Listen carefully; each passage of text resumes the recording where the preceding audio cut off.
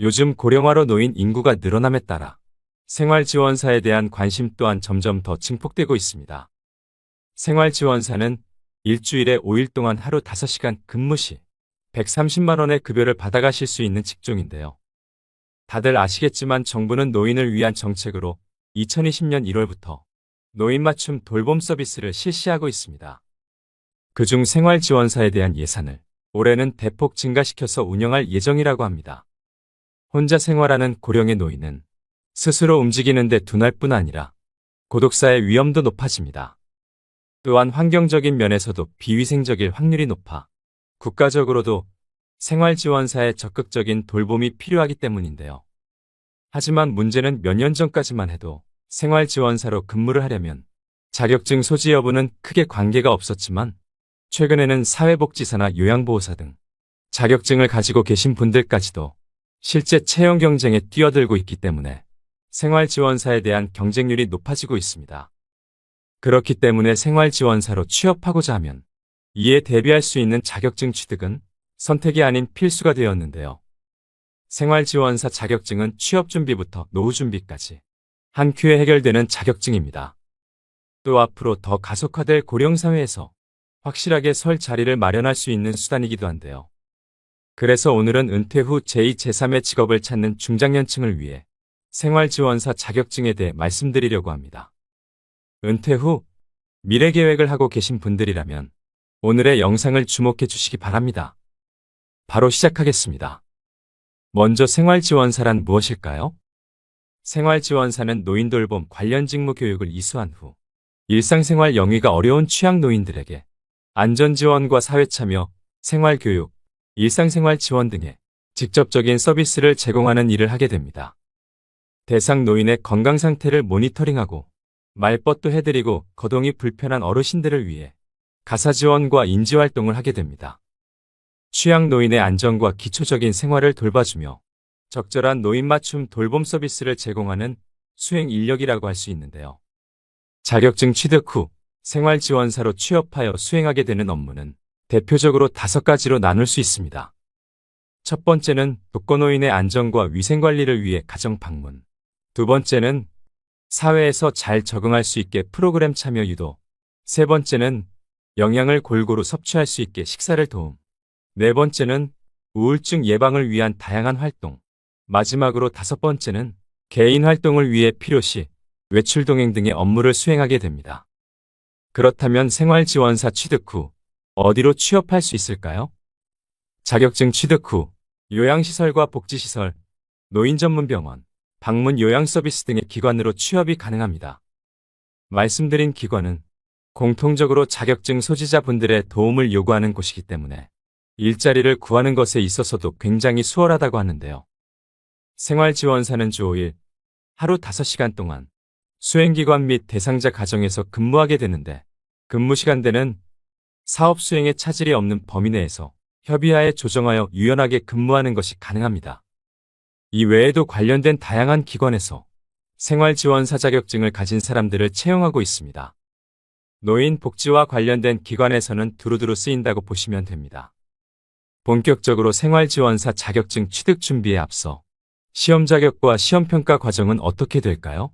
자격 조건은 노인 맞춤 돌봄 서비스 수행을 위한 역량과 의지를 갖춘 자로서 열정만 가지고 있는 분들이라면 충분히 준비하실 수 있습니다. 우선 시험 자격은 고등학교 졸업자 이상이면 누구나 가능합니다. 또 응시를 하는 데 있어 특별한 경력이나 나이 등의 조건을 필요로 하지 않습니다.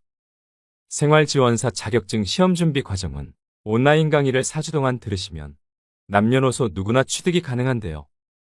강의는 온라인 수업으로 진행되며 전체 강의에서 60% 이상 수강해야 시험에 응시할 수 있습니다. 시험도 온라인으로 치러지는데 100점 만점에 60점 이상 득점해야 합격입니다. 굳이 고득점을 받지 않아도 누구나 충분히 합격할 수 있는 난이도입니다. 시험 유형은 객관식 사지 선다형이고 문제은행식으로 출제되게 됩니다. 생활지원사는 실기 없이 필기만 치르게 됩니다. 자격증 합격까지는 약 1달 이내의 기간이 소요된다고 하는데요.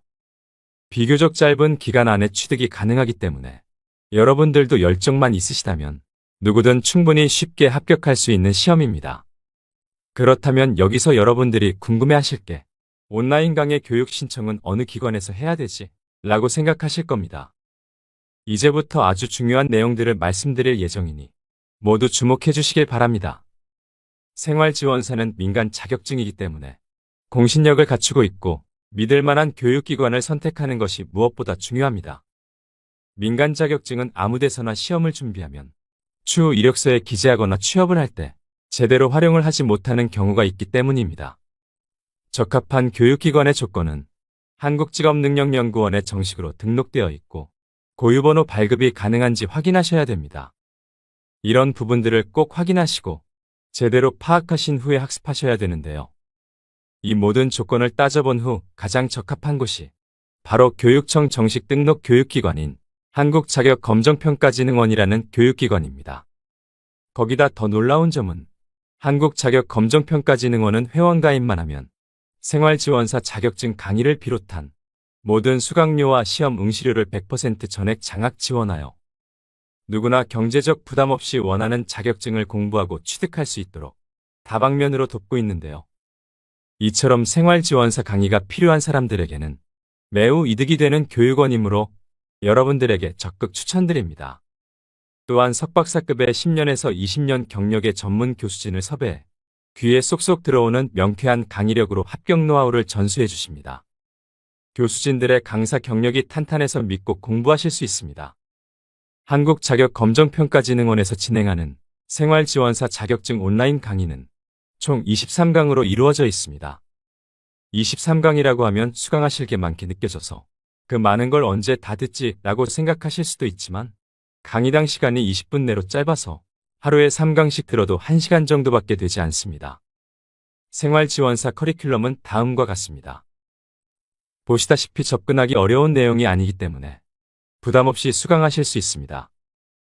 한국자격검정평가진흥원의 강의는 이론 위주의 수업이지만 듣다 보면 어떤 식으로 문제가 출제될지 유추할 수 있을 만큼 이해하기 쉽게 설명하고 있는데요. 또한 강의와 함께 수업에 필요한 교환과 기출문제도 제공하고 있어 문제 유형을 한눈에 파악할 수 있게 해주고 그날 배운 학습을 바로바로 테스트해 볼 수 있게 구성되어 있습니다. 시험 난이도는 얼마나 많은 기출문제를 반복해서 풀며 문제 유형을 파악했는지에 따라 사람마다 다르게 체감될 텐데요. 따라서 과정이 설령 어렵게 생각되더라도 차근차근 반복해서 듣다 보면 누구든 무리 없이 쉽게 이해하실 수 있습니다. 쉽게 말해 시험을 거의 바로 앞두고 있다면 기출문제를 반복적으로 풀며 생활지원사 시험에 대비하시면 됩니다. 다음으로 한국자격검정평가진흥원 홈페이지에서 수강 신청하는 방법을 화면을 함께 보시면서 설명드리도록 하겠습니다. 아주 간단하니 천천히 잘 따라오시면 되겠습니다. 한국자격검정평가진흥원 홈페이지에 접속하시게 되면 보이는 첫 페이지입니다. 먼저 회원가입을 해주셔야 됩니다. 회원가입 후 메인 페이지의 추천과정 목록을 보시면 생활지원사 탭이 있습니다.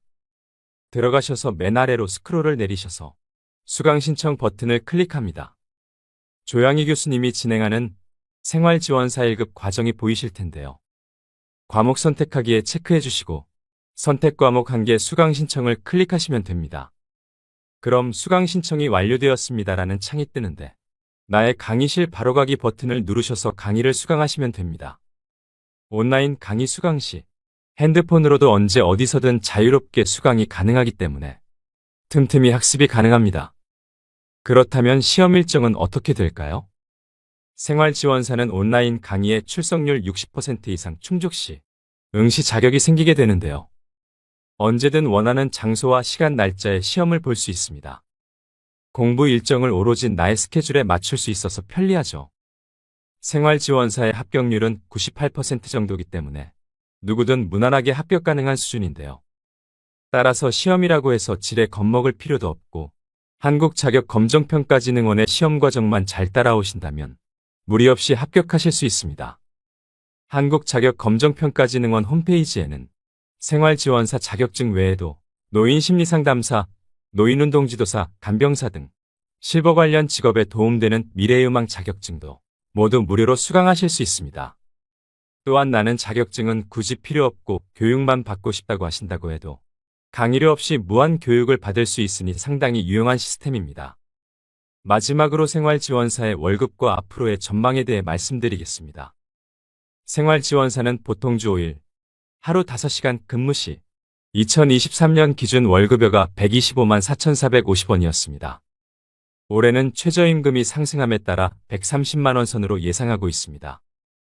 연봉으로 환산 시 약 1,550만 원 정도를 수령하게 되는데요.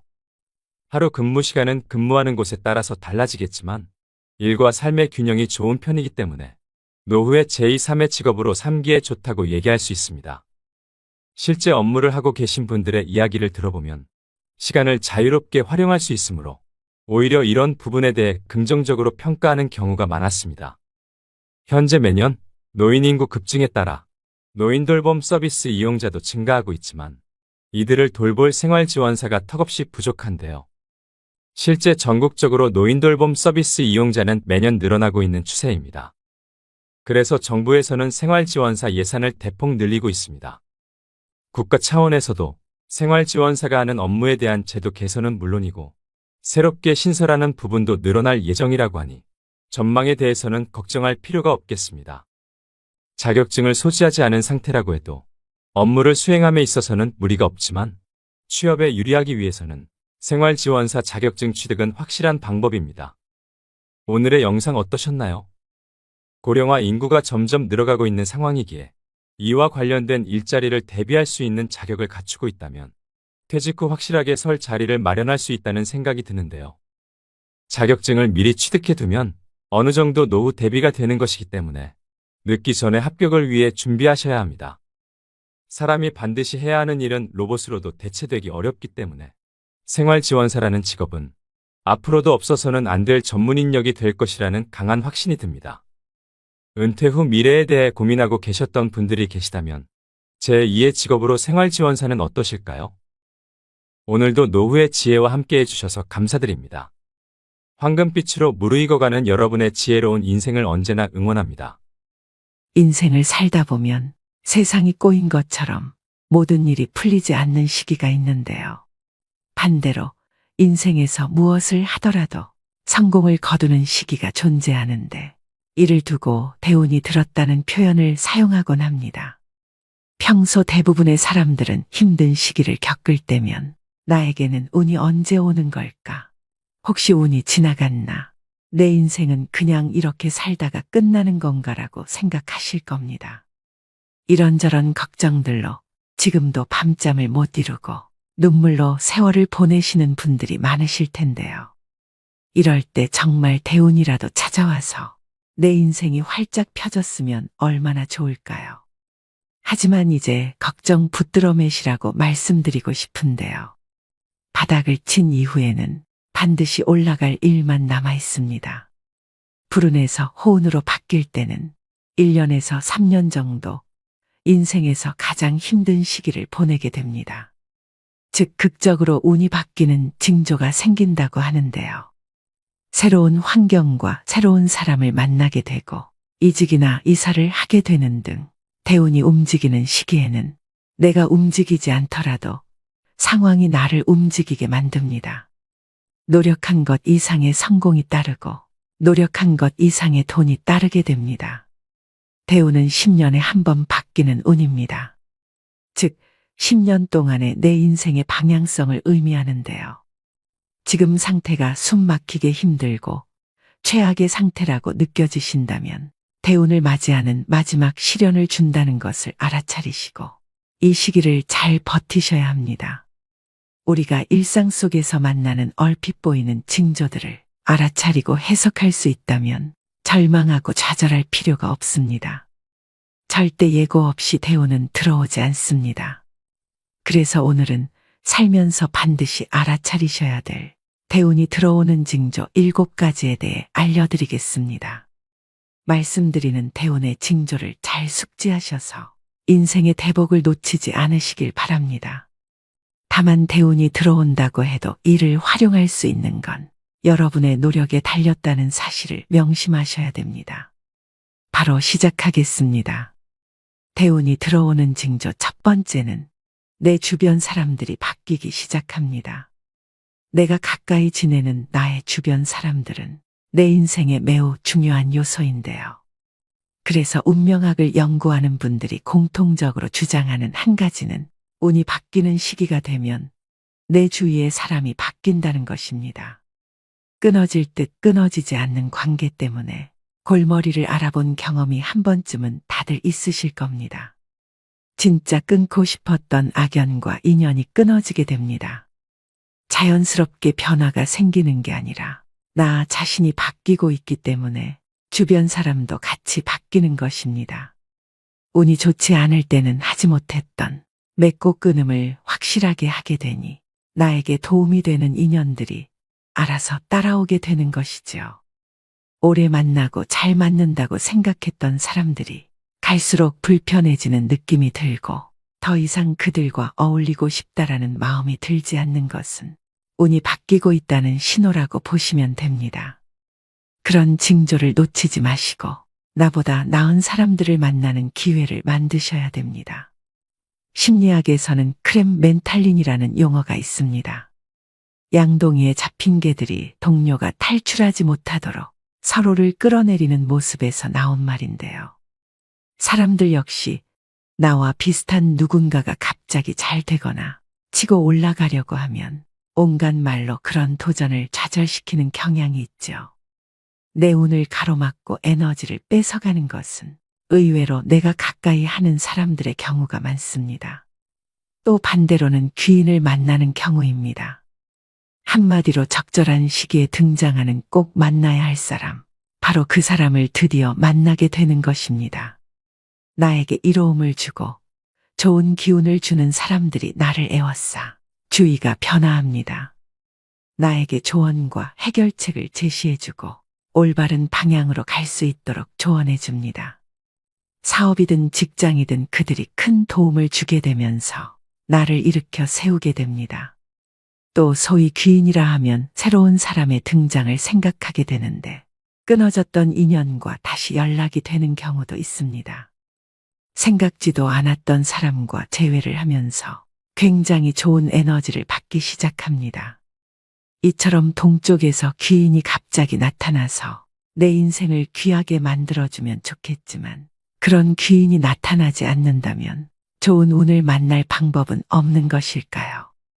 얼굴을 보며 말을 나눌 수 있는 새 인연이면 더할 나위 없이 좋겠지만 만날 수 없는 사람도 우린 책으로도 만날 수 있고 유튜브 강의를 들으면서 마음의 울림과 위로를 받기도 합니다.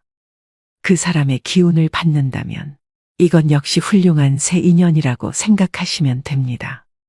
이처럼 귀인은 동쪽과 서쪽에만 있는 것이 아니라 내가 만나려고 마음먹으면 어디에나 있다는 것을 명심하셔야 됩니다.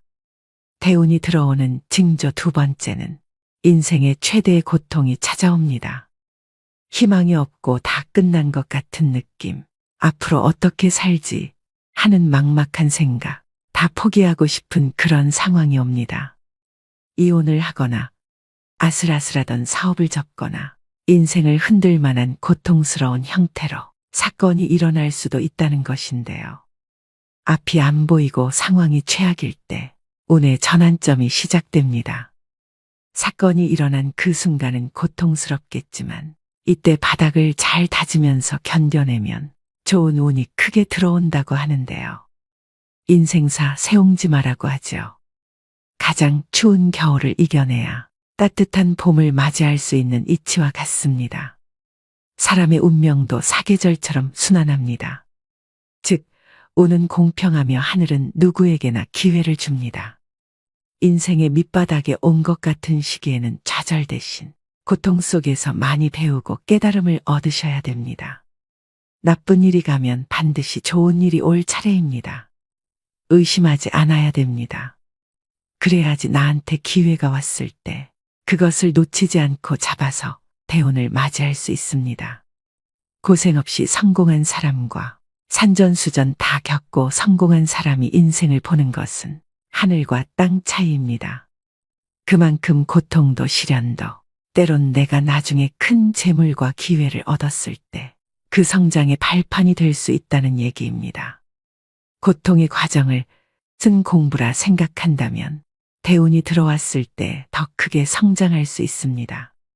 궁하면 통한다고 했습니다. 너무 힘들어. 외면할 거야 이렇게 생각하지 마시고 반드시 이겨낼 거야. 이런 마음으로 지금 이 고통에 임한다면 여러분들한테 기회가 찾아왔을 때 그 기회를 10배, 100배로 활용해서 더 크게 성장할 수 있습니다. 후대에 위대한 업적을 남겼던 현인들도 자신들의 가장 절망적이고 고통스러운 순간 속에서 가장 위대한 걸작을 남겼습니다. 이처럼 인생의 가장 밑바닥을 찍고 있는 것 같아도 절망하고 좌절할 필요가 없습니다. 힘들더라도 아직 포기하시면 안 됩니다. 분명한 것은 다시 일어서고야 많은 사람에게 대운보다 훨씬 좋고 큰 일들이 쏟아져 내릴 것입니다. 대운이 들어오는 징조 세 번째는 얼굴의 화색과 찰색, 즉 피부색의 변화가 생깁니다. 평소에는 피곤에 찌들어 있거나 검고 탁한 얼굴빛이었는데 어느 날 갑자기 얼굴에 화색이 돌고 윤기가 납니다. 본인은 크게 느껴지지 않아도 주변에서 얼굴이 좋아졌다, 인상이 폈다 등의 말을 부쩍 많이 듣게 되는데요. 컨디션이 좋아지니 긍정적인 생각에 자주 웃게 되고 상대방이 나에게 자랑하듯 말해도 웃으면서 여유 있게 듣게 됩니다. 꼬인 마음 상태가 없어지니 나를 돌아볼 수 있는 시간도 충분히 가질 수 있게 됩니다. 그럴 때 좋은 운이 찾아옵니다. 또 운의 방해 세력인 점이나 상처, 기미 죽은 깨 이런 것들이 차츰 옅어지게 되고 이마, 양광대, 코, 턱이라고 불리는 오악이 빛나게 됩니다. 여러분, 얼굴은 마음의 심상입니다. 내 마음이 평온하다면 얼굴의 표정이나 피부색으로 바로 표출되죠. 이마에서 빛이 나고 얼굴에서 광채가 나면 대운이 들어오는 신호라고 보시면 됩니다. 지금 거울을 봤는데 얼굴색이 어둡고 안 좋아. 어떻게 해야 되지? 라고 생각하실 수 있습니다. 이럴 땐 화장으로 커버하시면 됩니다. 화장이라는 것은 내 인상을 좋은 인상으로 바꿔줄 수 있는 보안술이라고 생각하시면 됩니다. 얼굴이 칙칙하고 새카맣다고 그냥 놔둘 게 아니라 화장으로 커버하시고 입술에 립스틱이라도 발라서 혈색을 돌게 하셔야 복이 들어옵니다. 대운이 들어오는 징조 네 번째는 주변 환경이 바뀝니다. 자신이 주로 생활하는 생활 환경의 변화로 이사, 이직, 부서 이동 등 예기치 않게 주변이 바뀌어야 하는 일이 일어나게 됩니다. 환경이 저절로 내가 원하는 쪽으로 바뀌어주면 가장 좋겠지만 지금 내가 내 주변에 뭔가를 바꾸고 싶다는 생각의 변화가 일어나고 있다면 그것은 좋은 운으로 바뀌는 징조가 될 수 있는데요. 평소와 다를 바 없는 방인데 갑자기 지저분해 보여서 물건을 정리하고 싶다는 생각이 들거나 갑자기 금연을 하겠다는 마음을 먹거나 갑자기 운동을 하고 싶다라는 생각이 듭니다. 별 생각 없이 다니던 직장인데 나의 역량을 좀 더 잘 펼칠 수 있는 다른 일을 해보고 싶다는 등 이런 생각의 변화들이 생길 때가 있습니다. 운이 좋아질 때가 되면 내가 바꿀 수 없는 환경 대신에 내가 바꿀 수 있는 환경에 더 집중하게 되고 바꾸고자 하는 의지가 생기게 됩니다. 그래서 나에게 생각의 변화가 있다면 무시하지 말고 귀를 기울일 필요가 있습니다. 바꾸고 싶은 마음이 드는데도 익숙한 환경에서 떠나는 것이 불안해서 애써 그 느낌을 무시하고 실행에 옮기지 못하는 사람들도 정말 많은데요. 바꿀 수 없는 상황은 담담히 받아들이고 내가 지금 당장 바꿀 수 있는 것에만 집중해서 자기의 운을 바꾸는 노력을 하셔야 다가오는 대운을 잡을 수 있음을 명심하셔야 됩니다. 다만 새로운 환경이 당장은 자신에게 아무것도 보장되지 않고 두렵게만 느껴질 수 있습니다.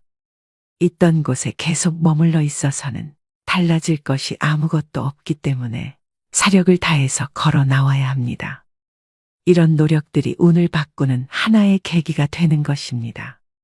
대운이 들어오는 징조 다섯 번째는 평소 잘 꾸지 않던 꿈을 꾸게 됩니다. 물꿈, 돈꿈, 조상꿈, 돼지꿈, 하늘을 날아다니는 꿈 등 길몽이라고 알려진 꿈을 꾸기 시작합니다. 얼굴도 알 수 없는 조상님이 찾아오거나 돌아가신 부모님, 할아버지, 할머니가 멀끔한 모습으로 자꾸 꿈에 보이기도 합니다. 복권에 당첨된 이들의 인터뷰를 잘 살펴보면 꿈을 꾸지 않은 경우도 있지만 최근 길몽을 꿨다고 답한 이들을 심심치 않게 발견할 수 있는데요. 이처럼 꿈자리가 좋은 것은 앞으로 다가올 희망찬 미래를 보여주는 단적인 예시가 될 수 있기 때문에 나에게 좋은 운이 들어오는 징조입니다.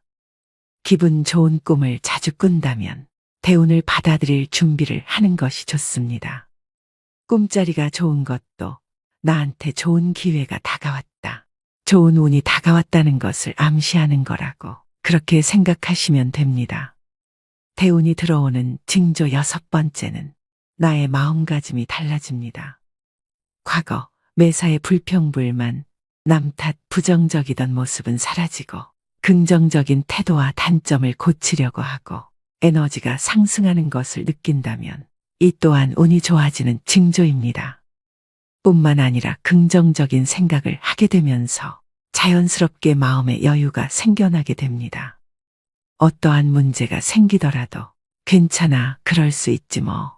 마음과 생각도 긍정으로 변하지만 말 또한 예쁘게 하게 되는데요. 여유로워지기 때문에 내 자신을 돌아볼 수 있는 시간을 자연스레 갖게 되는 것입니다. 나 스스로를 돌본다고 하죠. 스스로에 대해 투덜거리게 되는 것이 줄어들고 감사할 것들이 늘어난다면 자신의 운명이 좋아지고 있는 징조입니다. 또 누군가를 돕고 싶은 마음도 생기게 되는데요. 본래 인간은 이기적인 본능이 있습니다. 누군가를 도와주기보다는 본인의 욕심이나 성취를 위해 이용하는 이들이 대부분입니다. 하지만 대운이 오기 전에는 마음가짐이 달라진다고 말씀드렸습니다. 누군가를 돕고 싶은 선행의 마음이 생긴다면 하늘이 나에게 행운을 내려줄 것이라고 생각하고 마음껏 도우시면 됩니다. 반면 운이 나쁠 때는 저 사람 때문에 일이 너무 안 풀려, 저 녀석 때문에 내가 이렇게 망가졌어 라고 생각하게 되는데 이런 상태에서는 절대 운이 들어오지 않습니다. 그런 마음을 버리시고 모든 문제는 다 내 안에 있다는 것을 깨닫고 자신부터 바꾸려고 노력하기 시작할 때 비로소 변화가 시작됩니다. 이럴 때는 내가 운이 아직 안 왔구나, 마음 수양을 더 해야겠다, 그렇게 생각하시면 됩니다. 대운이 들어오는 징조 마지막 7번째는 건강이 안 좋아지면서 잔병치레를 하게 됩니다. 살다 보면 갑자기 몸이 아파질 때가 있으실 겁니다.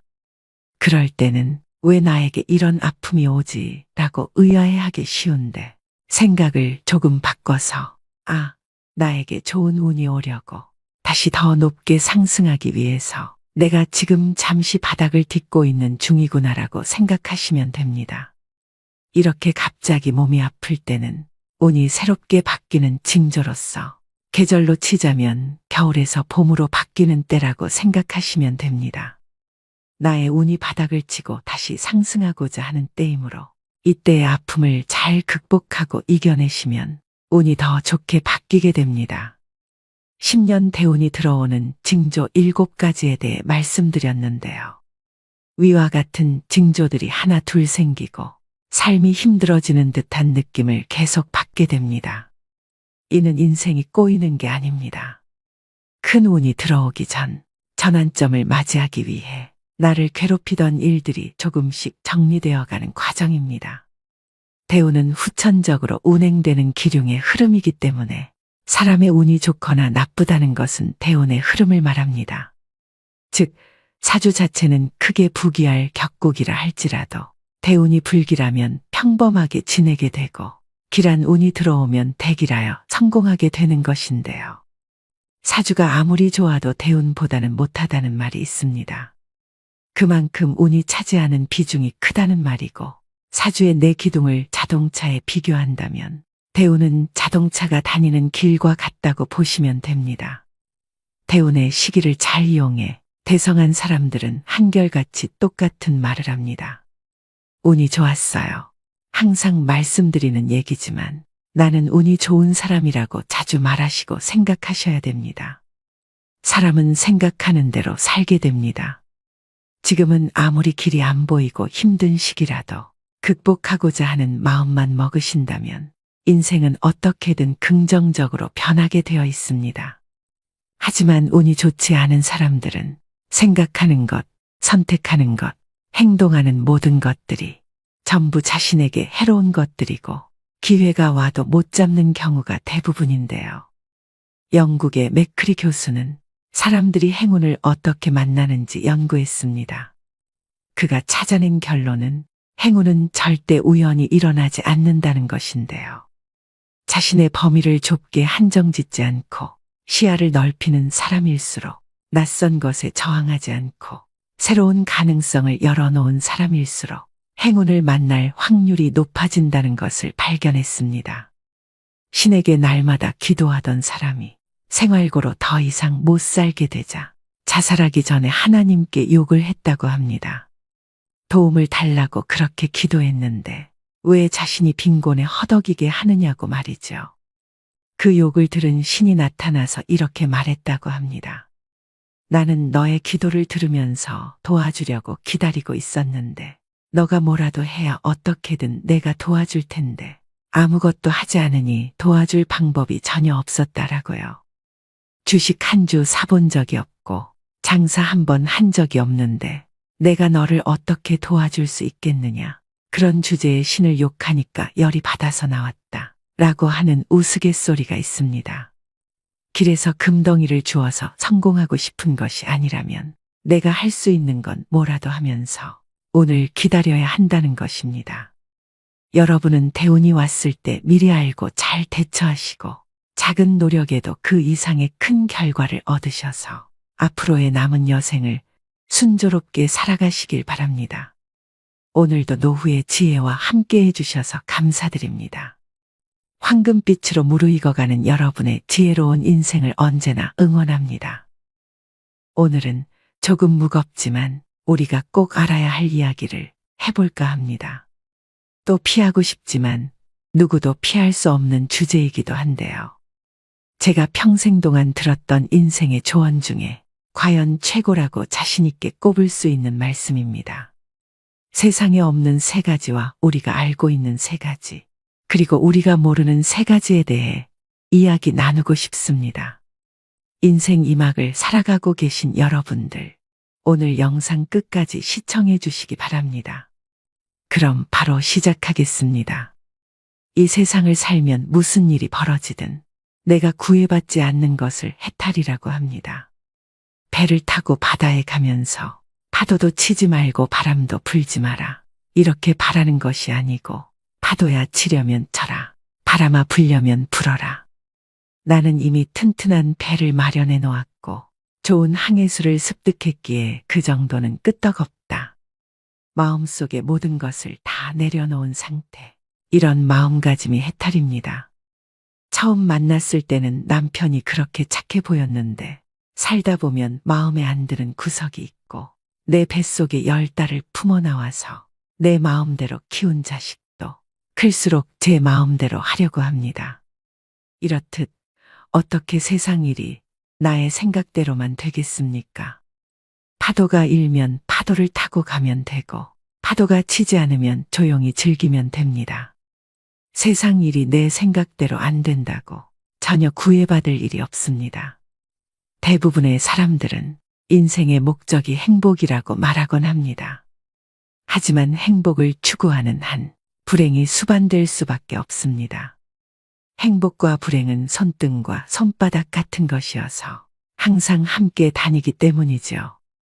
진정한 행복은 행복해지고자 하는 마음까지도 놓아버려야 합니다. 저도 나이가 드니 오랫동안 소식이 없던 사람들한테서 소식이 옵니다. 죽었다는 소식입니다.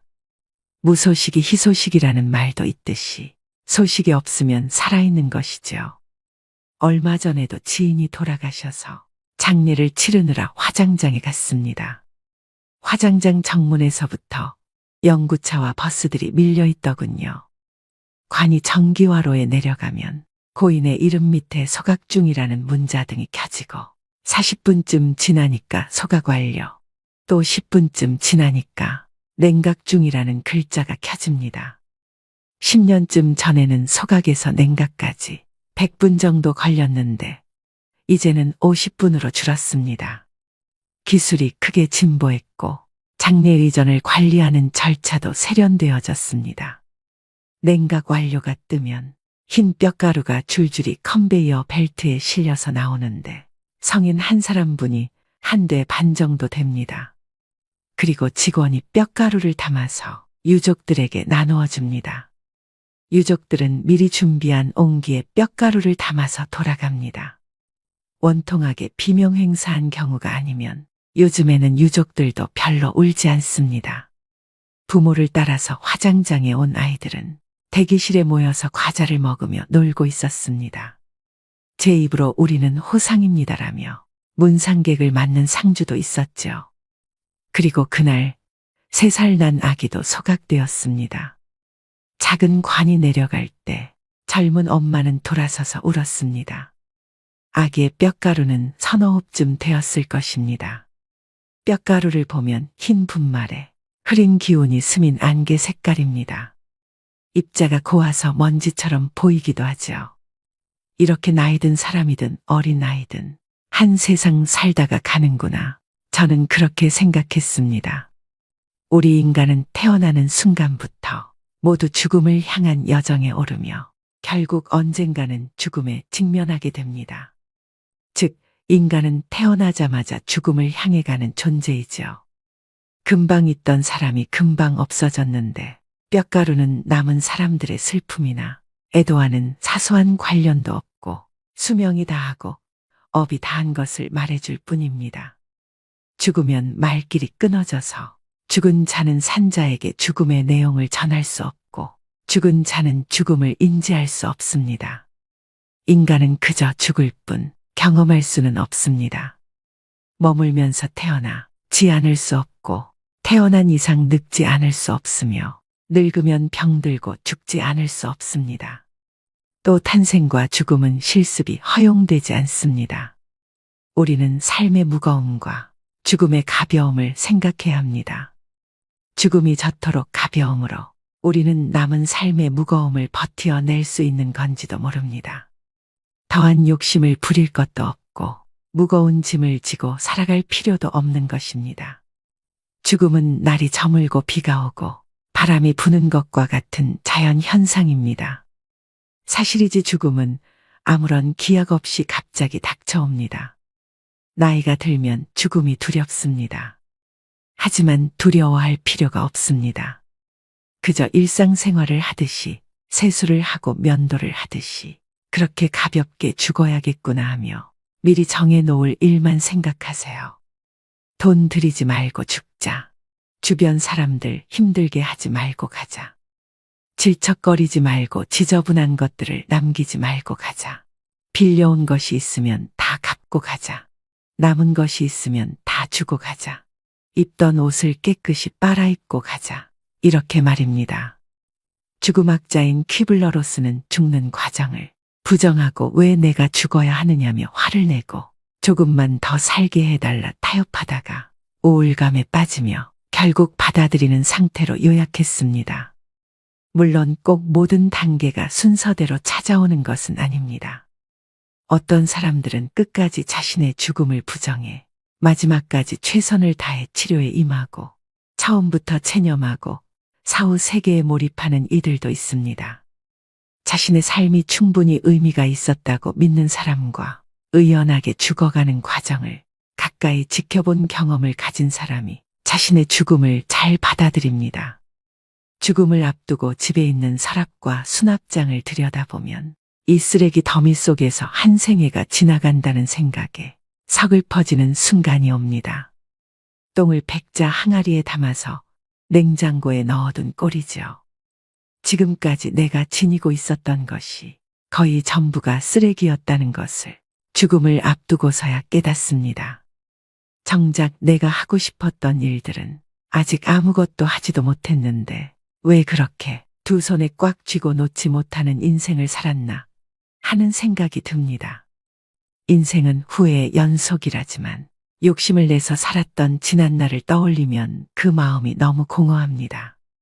나의 삶이 허무하게만 느껴집니다.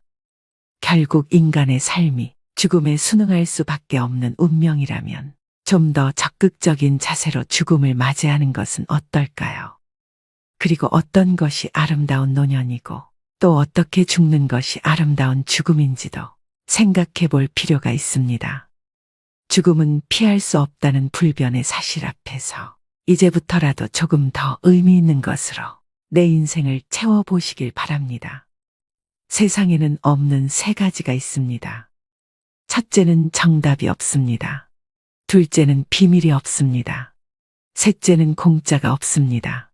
그리고 우리가 죽음에 대해 분명히 알고 있는 것 세 가지는 첫째는 사람은 분명히 죽는다는 것, 둘째는 나 혼자서 죽는다는 것, 셋째는 아무것도 가지고 갈 수 없다는 것, 마지막으로 죽음에 대해 모르는 것도 세 가지가 있습니다.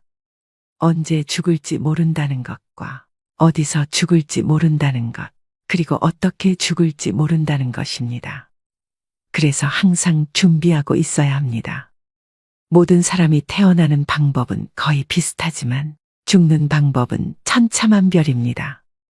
그래서 인간의 평가는 태어나는 것보다 죽는 것으로 결정됩니다. 내가 세상에 올 때 나는 울었고 내 주위의 모든 이들은 웃었습니다. 내가 이 세상을 떠나갈 땐 모든 사람들이 아쉬워 우는 가운데 나는 웃으며 후를 떠나가야 합니다. 언제나 사랑하고 배려하며 주어진 삶이 다할 때까지 의무를 다하며 살아야 합니다. 그것이 인생을 최고로 잘 산 것입니다. 하루하루 행복한 삶을 살아가세요. 걸을 수 있고 먹을 수 있고 친구들과 대화할 수 있고 이렇게 살아있는 지금이 더없이 소중하고 감사한 것입니다. 인생은 소풍입니다. 잠시 소풍 나온 거니까 즐겁게 잘 놀다 가면 그만입니다. 삶은 너무나 짧습니다. 여러분들은 지금 하루하루가 길다고 느껴지시겠지만 우리 어르신들은 돌아보면 인생이 너무 빨리 지나갔다고 말씀하십니다. 연세가 80이 넘으신 우리 어머니도 요즘 계속 그런 얘기를 합니다. 누구나 한 번 왔다 가는 인생, 바람 같은 시간입니다. 멈추지 않는 세월은 하루하루 소중합니다. 미련이야 많겠지만, 후회도 많겠지만, 어차피 한 번 왔다 가는 걸 붙잡을 수 없다면 소풍 가듯 웃으며 행복하게 사셔야 됩니다. 인생을 너무 바쁘게 살지 마세요. 삶에 대해서 너무 욕심 부리지도 마세요. 가는 길에 쉬었다가 오는 길에도 쉬고 또 중간에 틈나는 대로 쉬어야 하는 것입니다. 나에게 주어진 하루하루의 삶을 그 자체로 소중히 여기고 감사하며 고마운 마음으로 살아야지 하루하루를 마치 무슨 목적을 완수하기 위한 수단인 것처럼 소모해서는 안 된다는 것입니다. 인생의 지혜를 깨우친 현인들은 우리에게 소풍을 권했습니다. 우리는 일하러 세상에 온 것도 아니고 성공하려고 온 것도 아닙니다. 그런 것은 다 부차적이고 수단적인 것이지요.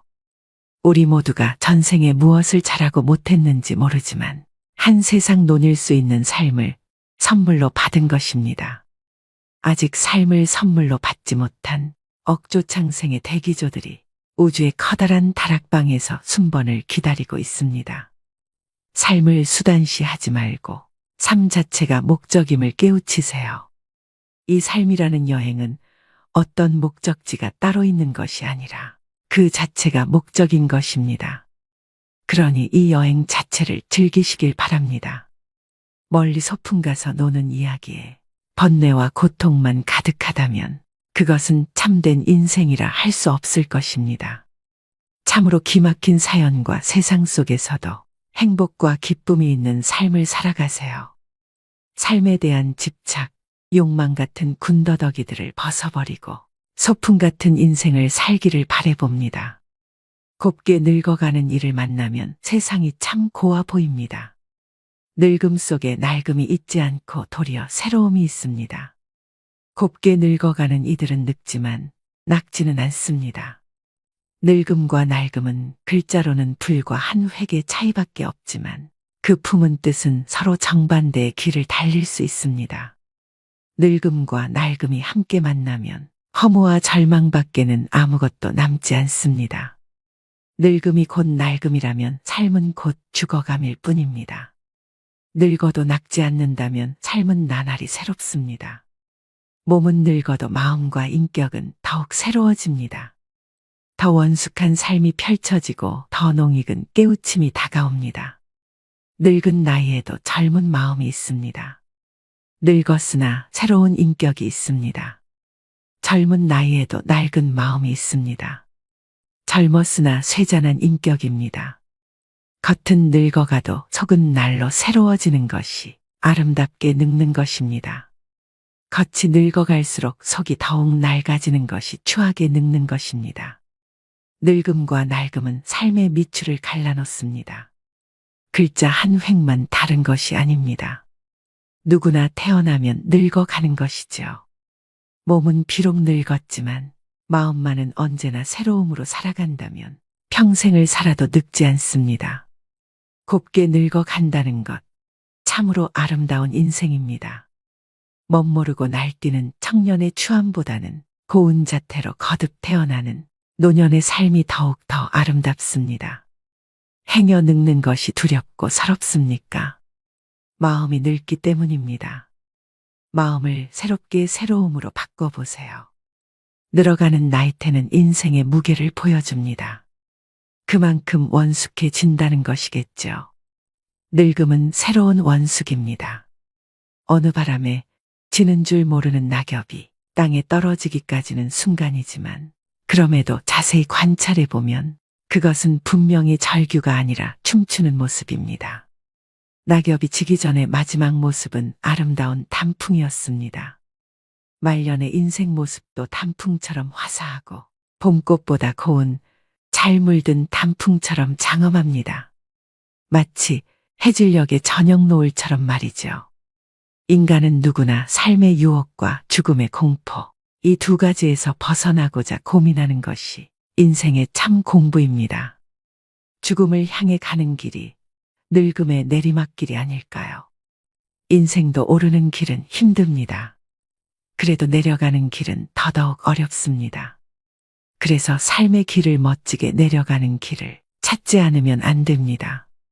제 30년 지기 친구의 아버지는 섬진강 상류의 산골 마을에서 평생 농사를 지으며 사셨다고 합니다. 친구의 아버지가 돌아가실 때 친구를 불러놓고 유언을 하셨는데 네 어머니가 방마다 아궁이에 불 떼느라고 고생을 많이 했다. 부디 연탄 보일러를 놓아드려라 라고 말씀하셨다고 합니다. 저는 이 유언을 듣고 한참을 생각했습니다. 그의 아버지는 참으로 죽음을 별것 아닌 것으로 아침마다 소를 몰고 밭으로 나가듯이 가볍게 받아들이셨습니다. 이 정도 유언이 나오려면 깊은 내공과 오랜 세월이 필요한 것이죠. 아무나 되는 것이 아닙니다. 삶은 무겁고 죽음은 가볍습니다. 죽음과 싸워서 이기는 것이 의술의 목표라면 의술은 백전백패합니다. 깨어진 육체를 맞추고 꿰매서 살려내는 의사가 있어야 하지만 충분히 다 살고 죽으려는 사람들의 마지막 길을 품위 있게 인도해주는 의사도 있어야 합니다. 죽음은 쓰다듬어서 맞아들여야지 싸워서 이겨야 할 대상이 아니기 때문입니다. 이제 다 살았기에 가야 하는 사람의 마지막 시간을 파이프를 꽂아서 붙잡아 놓고 못 가게 하는 의술은 무의미합니다. 가볍게 죽고 가는 사람도 미련 없이 보낼 수 있어야 합니다. 그래야지 이토록 단순한 장례 절차에서도 정중한 애도를 실현할 수 있습니다. 가는 사람도 보내는 사람도 의술도 모두 가벼움으로 돌아가는 것입니다. 뼈가루를 들여다보면 인생의 의미를 다 알 수 있습니다. 이 가벼움으로 삶의 무거움을 버틸 수 있는 것입니다. 천하를 통일했던 중국의 진시 황제나 애플을 창시하여 억만장자가 된 스티브 잡스, 영원히 북한을 통치할 것 같았던 김일성, 그들은 모두 이 세상을 떠났습니다. 삼성그룹의 이건희 회장도 병상에 누워있다 결국 고인이 됐습니다. 여러분은 이렇게 화려하게 살다가 떠나간 사람 중 누가 부럽나요? 천천히 걸어도 빨리 달려도 우리에게 주어진 시간은 오직 한 세상입니다. 덜어는 조금 살다가, 덜어는 오래 살다가 우리는 결국 가야 할 곳으로 떠나갑니다. 소중한 시간을 사랑하고 이해하며 사세요. 우리에게 주어진 둘도 없는 삶. 지난 날을 돌이키며 후회하기보다는 나에게 남은 하루하루를 아름답게 가꾸는 일에 희망을 거시길 바랍니다. 그렇게 행복한 세상이 만들어지는 것입니다. 마침내 바람에게도 돌멩이에게도 보이지 않는 마음에게도 고마움을 느끼며 정다운 사람들과 오붓하게 웃음을 나누면 마음이 부자인 사람이 됩니다. 가져갈 수 없는 무거운 짐에 미련을 두지 마세요. 빈 몸으로 와서 빈 몸으로 떠나가는 인생입니다. 힘들었던 과거, 상처받은 마음, 쓸데없는 걱정까지 모두 후회를 털어버리세요. 아까울 것 하나 없습니다. 힘겹게 이고 지고 안고 있으면 인생이 금방 지치고 힘이 들게 됩니다. 간밤에 꾼 호화로운 꿈도 깨고 나면 모든 것이 허무하고 무상하죠. 어제 꽃피는 봄날도 오늘의 그림자에 가려져 보이지 않는데 지금 두 손에 붙은 미련을 놓아버리고 가벼워지세요. 어차피 떠나가야 할 그 길이라면 그 무거운 짐일랑 다 벗어 던지고 처음 왔던 그 모습으로 편히 떠날 수 있는 삶을 살아가시길 바랍니다. 혹여나 지나간 일에 대한 자책감으로 힘들어하고 계신 분들이 있다면, 다가올 미래에 대한 걱정에 두려운 분들이 있다면 일어나지도 않은 어떤 일 때문에 너무 걱정하지 마세요. 과거에 대한 자책과 미래에 대한 걱정 모두가 현재를 불행하게 만드는 요인이 됩니다. 현재에 집중하세요. 그리고 후회가 없도록 현재를 즐기셔야 합니다. 이 좋지 않은 감정들은 모두 털어버리시고 지금 현재에 집중하는 것이 보다 행복한 삶을 만드는 데 유익할 것입니다. 노후는 삶의 끝이라고 하기보다는 오히려 새로운 삶의 시발점으로 생각하고 이 기회를 슬기롭게 이용하여 행복하게 살아야 하는 것이 노인에게 주어진 특별한 숙제입니다. 있으면 있는 것으로 즐기고 없으면 없는 대로 체념하고 그대로 견디면 됩니다. 마음 졸이며 안달하고 아파할 것이 없습니다. 하루하루가 값진 인생이기에 의도적으로 가치 있는 인생을 살도록 노력하며 의미 있는 삶을 살아야 제2의 선물의 삶을 멋지게 보내는 의미를 다하는 것입니다. 사랑하고 용서하며 감사하고 격려하며 칭찬하고 이를 즐기는 긍정적인 생각은 행복을 선택하는 것이고, 미워하고 시기하며 불평하고 원망하며 앙심을 품은 것은 불행을 자초하는 것입니다. 욕심과 기대는 줄일수록 편해지고 사랑과 감사와 희망은 늘려가야만 더욱 즐겁고 행복해집니다. 소박하고 간결한 삶을 즐기는 것은 행복을 선택하는 것이며 과한 호화로움과 방탕한 생활은 불행의 씨를 키우는 것입니다. 특별한 경우가 아니면 건강도 가난도 자신의 살아온 결과로 인정할 수밖에 없습니다. 자신이 선택한 삶이 오늘의 자신을 만든 것입니다. 행복과 건강은 선물이 아니고 자신의 준비와 노력으로 만들어가는 것입니다. 여러분, 오늘 하루는 어떻게 보내셨나요? 긍정적인 생각으로 오늘 하루를 시작해 보세요. 그 긍정적인 생각이 오늘 하루를 변화하게 만듭니다. 하루에 좋은 생각과 노력이 쌓이면 여러분의 인생은 좋은 인생이 될 것입니다. 오늘 하루도 힘내시고 구독자, 시청자 여러분들을 응원하는 제 마음이 꼭 전달되길 바랍니다. 인생이란 폭풍우가 지나가길 기다리는 것이 아니랍니다. 퍼붓는 빛 속에서 춤추는 법을 배우는 것입니다.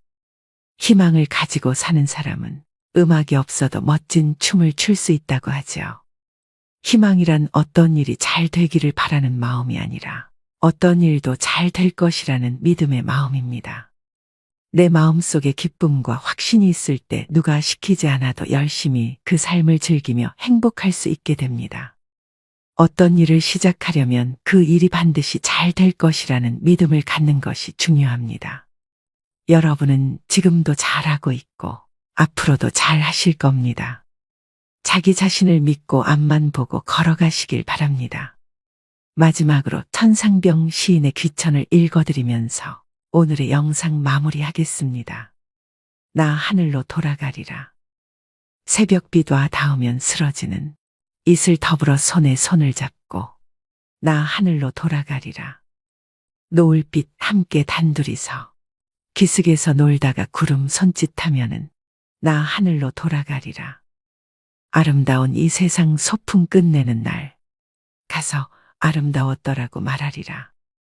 오늘도 노후의 지혜와 함께 해주셔서 감사드립니다. 황금빛으로 무르익어가는 여러분의 지혜로운 인생을 언제나 응원합니다.